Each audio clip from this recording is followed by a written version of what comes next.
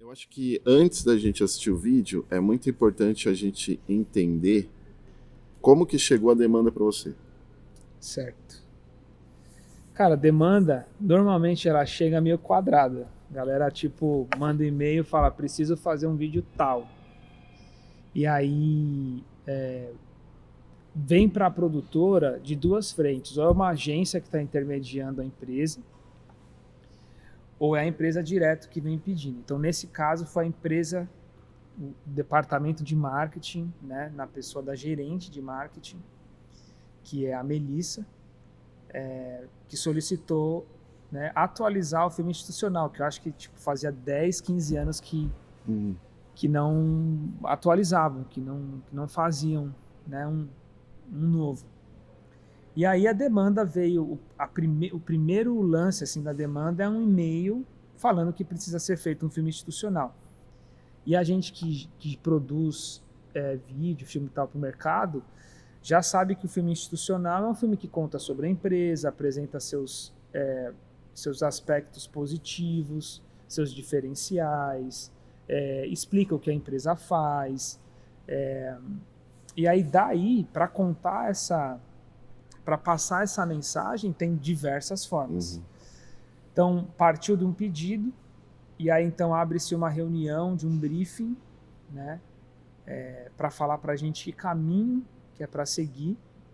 Normalmente a gente manda um briefing criativo, é um documento que coleta muitas informações para a gente conseguir entender, né, de uma maneira muito clara e alinhada o que é a empresa, o que ela faz, quais são os objetivos do vídeo, essas coisas todas. E aí, a partir daí, é feito então roteiro, storyboard, aí começa a pensar na locação, começa a pensar em todos os aspectos de execução de fato do filme. Então, começou daí. Legal. E bom, vamos assistir e a gente fala mais sobre ele. Beleza.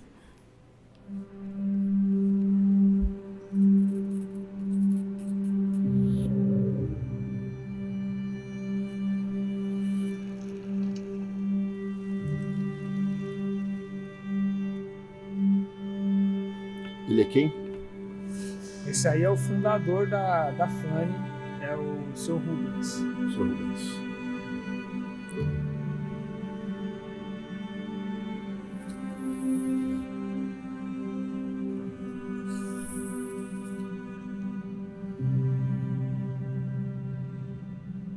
Essa empresa, Funny, foi um sonho da minha vida. É muito importante pensar na pré-produção, que foi a questão do varal de fotos, né?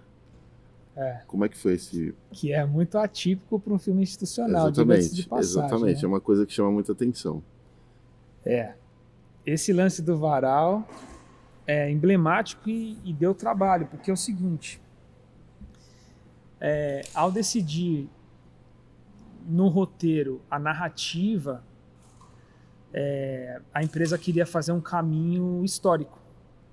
Ela queria contar a partir do Seu Rubens, que é o fundador, meio que o caminho da empresa até aqui. Então, o que ela é hoje é representada pela história do Seu Rubens e do que aconteceu a partir daí. Que é o que a empresa meio que carrega. Ela tem esse clima meio familiar, as pessoas que trabalham na empresa, desde aquela época estão ainda. Então, essa ideia surgiu de um outro vídeo que eu fui chamado para produzir, que é um vídeo da visão mundial, que me veio à mente, assim, que foi uma maneira... Eles não usam nesse aspecto histórico, eles não usam da forma que a gente usou nesse vídeo, mas me veio em mente ter uma cena com as fotos que contam a história da empresa, desde o começo até o que eles tiverem de mais atual. E já que a gente ia gravar na fábrica, na usinagem,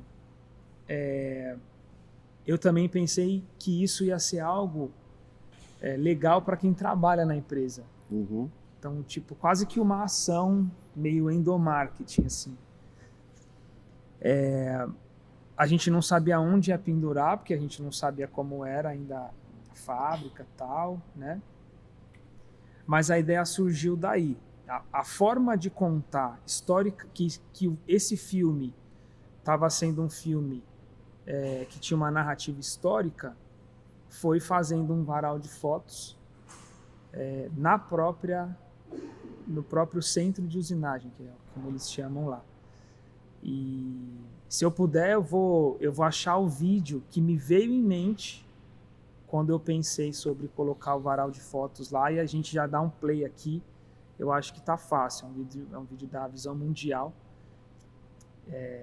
Você vai ver que não tem nada a ver uma coisa com a outra, mas é assim, surgiu assim. Legal. Vamos lá.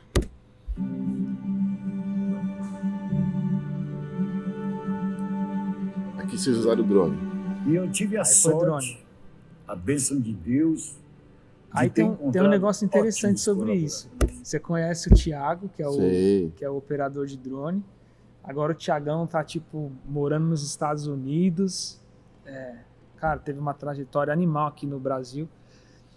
E aí é o seguinte, o Thiago é um dos operadores, Thiago Bianchi, né? Porque tem outro Thiago que também opera drone aí, trabalha com a gente. O Thiago Bianchi é um dos operadores mais, assim... Solicitados. E um dos mais ousados que eu conheço. Ou que eu conheci, porque agora se fizer trampo com ele é só nos Estados Unidos. Cara, e aí eu falei para ele assim, olha, eu não sei como você vai fazer, mas a gente precisa fazer imagens aéreas dentro da fábrica, dentro da usinagem, dentro do estoque, que é uma das cenas que a gente viu aqui. Uhum. E aí, quando ele olhou, ele meio que olhou para mim assim, e esse não foi o primeiro trabalho que a gente fez, e eu já, tipo, solicitei imagens que eram assim, cara, pra cara que é profissional, sabe fazer e que é ousado. Então é piloto de drone que não dirige com sensor pro drone parar, por exemplo. E aí ele tinha que passar entre o telhado e as estruturas de luz para dar o ângulo, e porque eu queria que as luzes da fábrica, do estoque, da usinagem, aparecessem como um primeiro plano para dar maior sensação de movimento. E aí, cara, tinha cabo de aço, tinha um monte de coisa e, assim, não poderia ter sido melhor com ele, assim, porque para fazer isso tem que ser ousado, corajoso e colocar o próprio drone em risco, né? Com certeza. Já trabalhei com o Thiago, eu sei que ele é doidão. Doidão. É doidão. Às vezes até mais do que o que a gente pede, né? Muito mais. E aí foi isso. Então, pelas imagens, tem mais imagens de drone, a gente vai ver que, assim, não é qualquer cara que faria. Tem muitos caras que eu conheço que ia falar, puta, não vai rolar, não vai dar. Ou então ia bater o drone, simplesmente, e azedar o job, né? E acho que a primeira coisa que a gente tem que falar nesse caso, assim, e a gente vai falar mais pra frente sobre isso, sobre budget, sobre tal coisa, quanto que custou um vídeo como esse, não em valores, mas de uma forma geral, é interessante pensar assim, que um bom profissional, ele vai enriquecer tanto o vídeo de uma forma que, assim, se você pensasse, cara, talvez eu tenha um budget pequeno para fazer isso, então eu vou chamar um outro cara que vai reclamar pra caramba do drone, não, vai zoar meu drone, vai fazer e tudo mais. E o lance do cara ser desafiador para ele e ele ser vida louca, do jeito que o Thiagão é, eu acho que trouxe um resultado muito bom, né? Com certeza. Soma muito. A escolha de um profissional, assim, soma muito. Aí a gente tem que ver na pré-produção, que é o que a gente está falando aqui, decidir aonde que a gente aloca a grana. Né? O investimento vai aonde? Será que o drone a gente só quer umas imagens simples, entrando na fábrica, ou só mostrando o telhado para mostrar o tamanho da fábrica? Ou as imagens de drone compõem artisticamente nosso filme? Então, qual é o peso para a gente saber se a gente investe mais para esse lado ou não, né? Então é isso. Nesse caso fez total diferença, cara. Não só o drone, mas diversas outras escolhas, assim. E é legal que a gente vai falar depois, em outro vídeo, sobre um outro vídeo que o Thiago também fez, né? Que o Thiago também fez. Também fez. Aquilo lá foi mais tranquilo, né? Teoricamente sim, mas lá nós vamos discutir umas coisas que rolaram. Beleza, vamos lá. Eu vou dizer que, para mim, são os melhores e foram os melhores. O sucesso da empresa não está em mim. Ela está nas pessoas que essa empresa. Você gravou com qual câmera? Eu A gente achava gravou de que Blackmagic era possível. 6K. Eu só teria que ter 6K. as pessoas certas. Na época não tinha Que 6K. sonhasse comigo. Ou pensasse como eu e acreditasse nesse sonho. Cara, tem um E aí eu negócio que eu comecei lembro a aqui, conhecer que assim, a gente esse. assiste o filme e a gente nem faz ideia.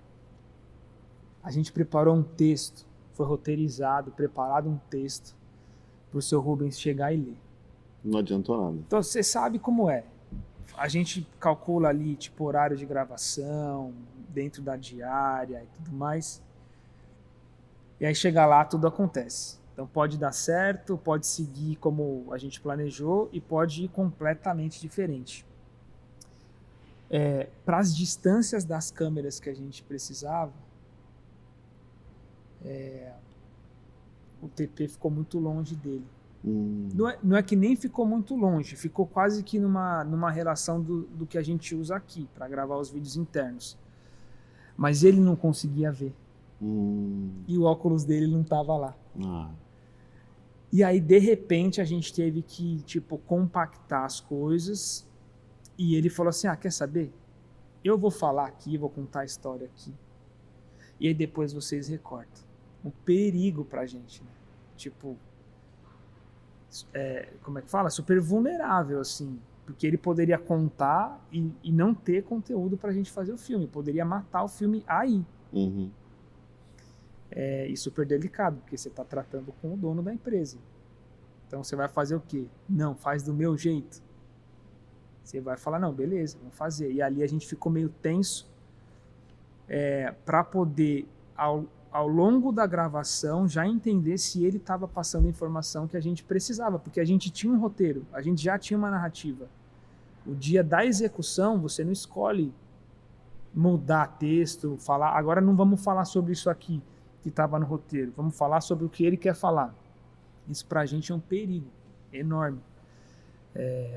Então a gente gravou algumas vezes, instigando ele a falar espontaneamente, mas na narrativa que a gente precisava, porque tudo estava planejado para aquela narrativa. São os desafios, né? Desafios.